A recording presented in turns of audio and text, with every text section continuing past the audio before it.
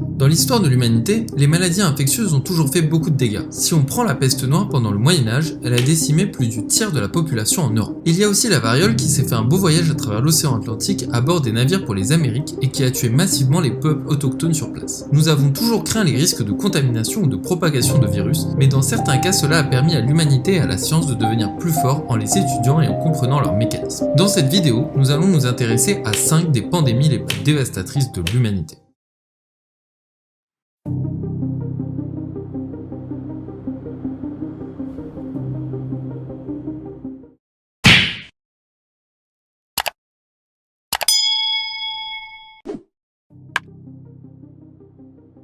La peste, c'est un virus qui s'attaque au système immunitaire. Et le système immunitaire, c'est ce qui permet à ton organisme de combattre les bactéries. Du coup, c'est très compliqué d'en guérir sans traitement approprié. Et c'est bien pour ça qu'elle a fait beaucoup de dégâts. C'était une épidémie tellement puissante qu'elle a contribué à l'effondrement de l'Empire romain en 541 après Jésus-Christ. On estime qu'à l'époque, elle tuait plus de 5000 personnes par jour.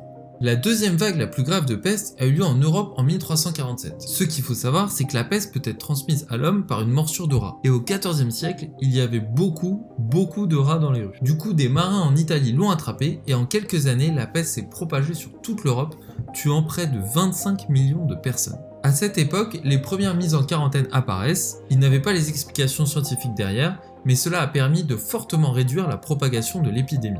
Ce n'est que bien plus tard dans les années 1900 que les scientifiques ont abouti leurs recherches et ont développé des soins pour écraser définitivement la pandémie. Aujourd'hui, toutes les formes de peste peuvent être traitées à l'aide d'antibiotiques. La variole est aussi une maladie bien connue. Elle tuait à l'époque près de 30% des gens qui étaient contaminés. Les symptômes sont forte fièvre, maux de tête, mais surtout plein de petits boutons apparaissent sur tout le corps, ce qui est caractéristique de cette maladie. Ce qui en fait une pandémie, c'est sa capacité à se propager rapidement. La transmission du virus se fait par de minuscules gouttelettes d'air en toussant ou en éternuant. Dans un stade avancé, les bactéries peuvent même rester actives dans des vêtements ou couvertures et peuvent ainsi affecter de nouvelles personnes.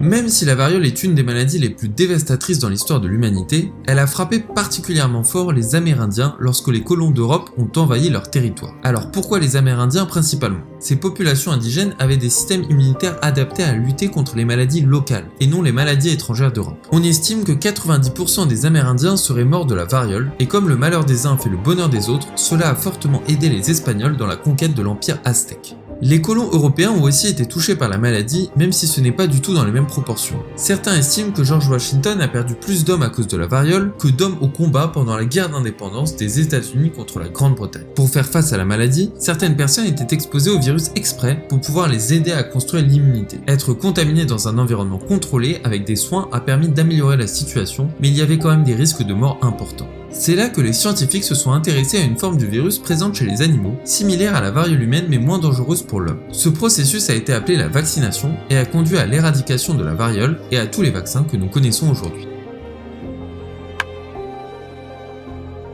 Les scientifiques pensent que la syphilis est arrivée en Europe via les colons qui, après avoir envahi l'Amérique, revenaient en Europe. Les symptômes ne sont pas du tout marrants. Éruptions cutanées, plaies, douleurs musculaires, maux de tête. Là où cette épidémie est vicieuse, c'est qu'après quelques semaines, la maladie entre dans une phase latente et tous les symptômes disparaissent. Mais elle continue à se développer et si elle n'est pas traitée, elle peut provoquer le dysfonctionnement de plusieurs organes et mener à la mort. La première vague de syphilis a commencé en 1495 et a été contractée au début par l'armée française. Lors de célébrations de victoire, les soldats ont été en contact avec des prostituées infectées, ce qui a propagé la maladie. C'est pourquoi à l'époque l'épidémie était appelée le mal français. La maladie était mortelle, mais il est difficile de dire combien de personnes la syphilis a tué. À l'époque, les infections sexuellement transmissibles étaient considérées comme honteuses, c'est pourquoi les gens essayaient de les cacher ou de les faire passer pour d'autres maladies comme la lèpre. Ce que nous savons, c'est que la maladie a ravagé le monde jusqu'à ce que l'un des premiers antibiotiques ait été développé pour y mettre fin. Au XXe siècle, le docteur Paul Ehrlich a découvert que certains composés ne collaient qu'à des types de cellules spécifiques. Sa découverte l'a amené à croire que certains composés pourraient cibler les bactéries sans attaquer les tissus sains. Ce traitement est appelé aujourd'hui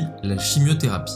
En continuant ses recherches, Ehrlich a développé un médicament anti-syphilis. Il est rapidement devenu le médicament le plus prescrit dans le monde et le processus qui a conduit à la découverte du médicament lui a valu le prix Nobel de médecine en 1908.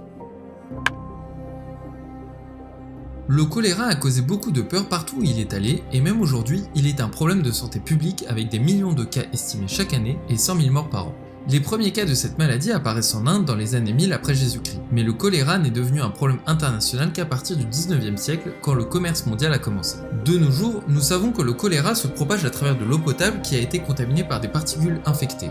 Mais quand la maladie s'est répandue en 1830 en Angleterre, que ce soit la peste noire ou le choléra, les gens pensaient que la maladie était due à l'air mauvais dû aux cadavres. Donc en 1845, quand un médecin nommé John Snow a fait le lien entre presque toutes les victimes d'une épidémie de choléra et une seule pompe à eau, personne ne l'a vraiment cru. Pour se moquer de lui, les fonctionnaires de la ville ont retiré la poignée de la pompe qui permettait aux gens de boire cette eau pour lui montrer qu'il n'y avait aucun rapport. C'est là que les nouveaux cas de choléra ont brusquement chuté. Mais les gens ne croyaient toujours pas à ses idées, jusqu'à ce qu'un ministre local tente de prouver qu'il avait tort. Son étude a effectivement montré que l'épidémie était reliée à une couche sale d'un bébé qui avait contracté le choléra en dehors de Londres. Ironie du sort, alors que tout le monde se moquait de John Snow à son époque, il est aujourd'hui reconnu comme un éminent chercheur par le monde moderne. Les méthodes révolutionnaires du Dr Snow pour définir les modèles d'infection et trouver la source d'une épidémie est la raison pour laquelle il est considéré comme l'un des pères de l'épidémiologie moderne.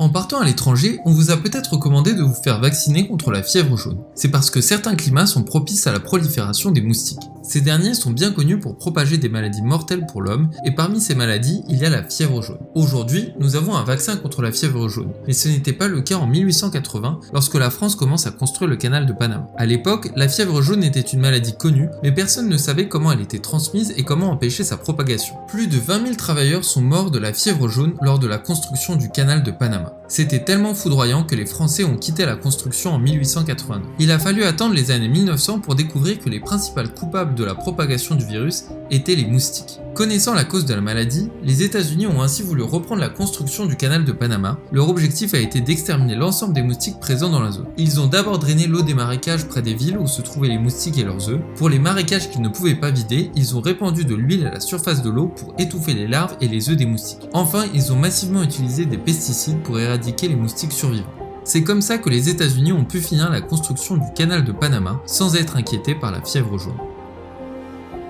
C'est tout pour ce classement des 5 pandémies les plus dévastatrices de l'humanité. Si cela vous a plu, n'hésitez pas à laisser un pouce bleu, partager à vos amis et à vous abonner pour ne pas rater de nouvelles vidéos. Prenez soin de vous et à bientôt.